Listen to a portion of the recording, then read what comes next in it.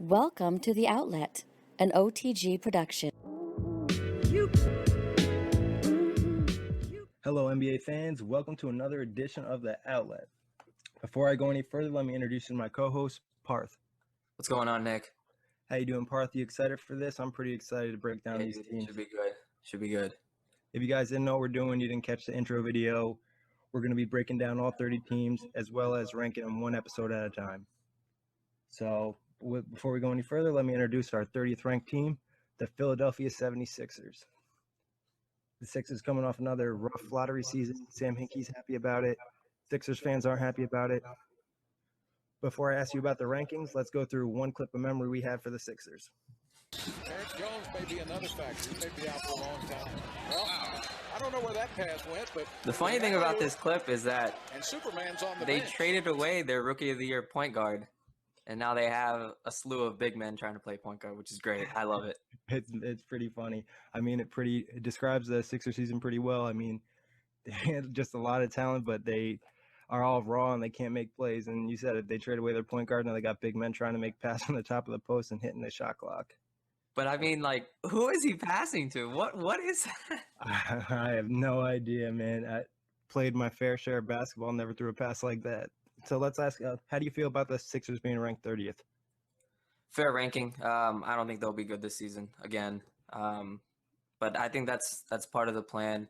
Sucks for Coach Brett Brown because he's there to win games. But and he's a good coach. I mean, It just sucks he has no talent. But I like Brett Brown. Not being given a fair shot. So it's a tough situation for him. But he's still making his money. Yeah, he's making his money. And maybe hopefully they'll land a few lottery picks and they'll actually have a good team for once. But let's take a look at the Sixers' key returners for this season and some of the offseason moves they made. So they're bringing back Nerlens Noel, Tony Rowan, Robert Covington, Isaiah Cannon, Jeremy Grant. Which of those guys do you like and you think could make a nice jump this upcoming season? Robert Covington was a good player for them last year. Hit a lot of threes. Was a good offensive player for them. I also like Isaiah Cannon. He has a pretty cool last name, so we'll go with him. And he also played tough. He's built similar to Chris Paul, probably a little smaller in terms of girth, but similar build, strength, can shoot the three, can score in bunches. I mean, he put up some nice games after he got traded to the Sixers last year. I like Covington too, and Nerlens Noel I think is going to come back, have even a bigger season. I think that kid has a lot of talent. I think a lot of people lost hype on him because he was injured his whole rookie season. He didn't get to play for a year, so people kind of forgot about him. But last year, I think he finished top 3 in Rookie of the Year voting, so keep an eye on him this year. It'll be interesting to see if he develops an offensive game. He's known primarily as a defensive player. He had some really, really nice blocks, including one on James Harden where he just sent him back to Houston. Yeah, he definitely does. He's got a great shot blocking ability. It's one reason I like him with Okafor, just because he can clean up the mess. He's quick. He's got a nice vertical, and he'll send your shot to the first row. Definitely. And so let's take a look at some of the offseason moves they made. The Sixers didn't do a ton. They took advantage of all that cap space, made a trade with the Kings, picked up Nick Stauskas, a few first-round picks, drafted Jahlil Okafor. What do you like? Of course, drafting Okafor is big. I also like the trade for Stauskas. Stauskas didn't get much time with Sacramento due to the logjam at guard there, but I think with this Sixers team, he'll definitely get a lot of minutes to play, and he'll be able to showcase his shooting ability. Yeah, definitely. I like that move too, because pretty much they got Stauskas for free. They just took advantage of all the cap space. They weren't going to use it anyway, so why not take a former lottery pick, let him play, see if he's got any talent. If he does, keep him around. And then obviously you can't not like the Okafor pick because, like we've said before, he can come in, have an instant impact. He's got some nice post moves. He's a good rebounder. Defensively, he needs to work on a few things, but it could come with time.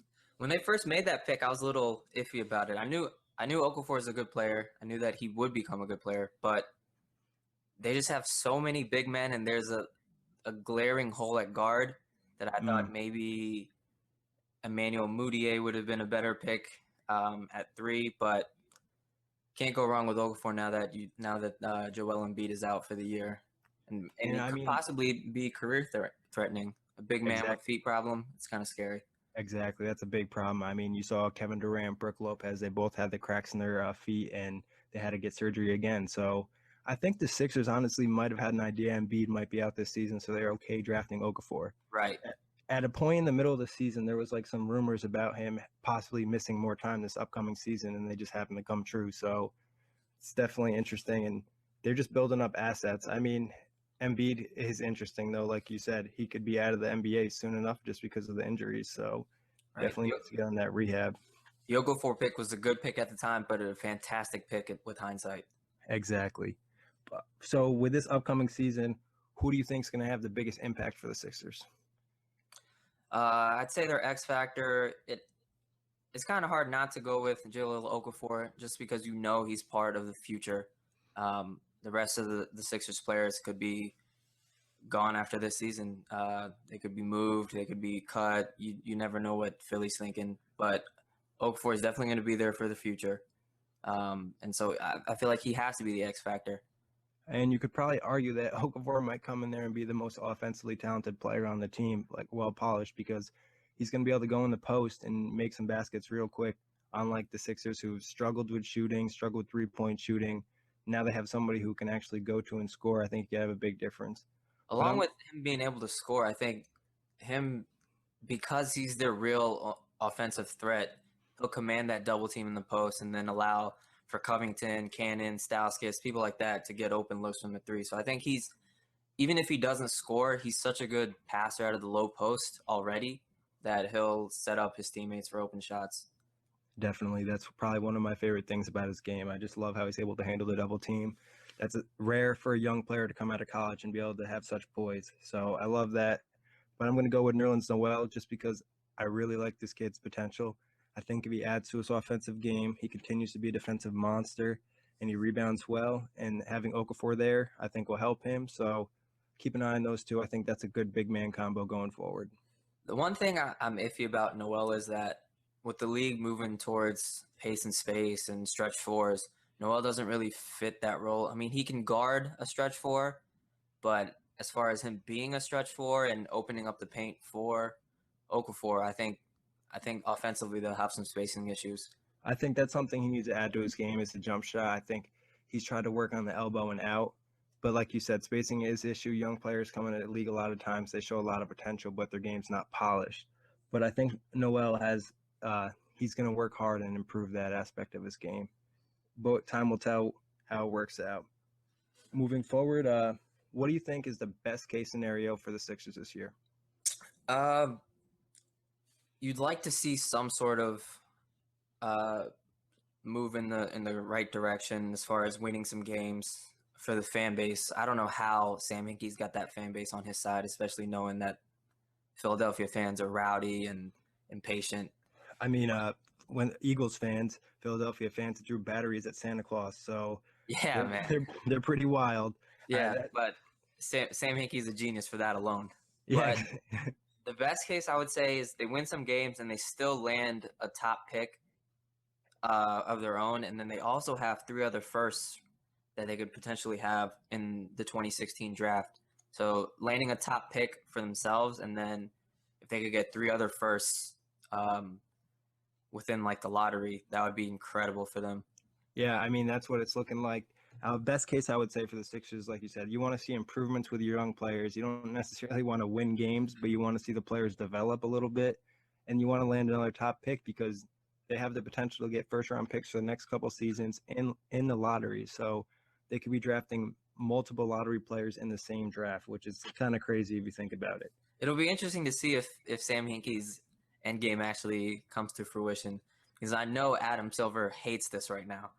Yeah, if they lose, get top picks, and then are a championship contender in the next 5-6 years, losing to win like that, I feel like the NBA would have to make a change to the lottery system. Exactly, because you don't want teams doing this. You don't want to see them having losing seasons, and not just losing seasons, but finishing last in the NBA. Like, that's not what you want. You want the teams to be competitive and compete. It helps the NBA make money.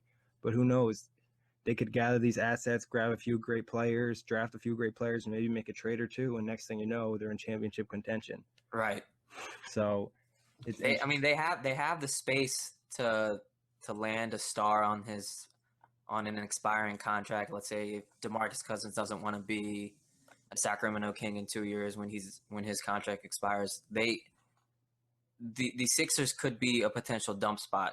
Exactly. I mean, they have the assets. That's one thing. I mean, Right. I always think about the Celtics from a few years ago when they were able to trade for Ray Allen and Kevin Garnett.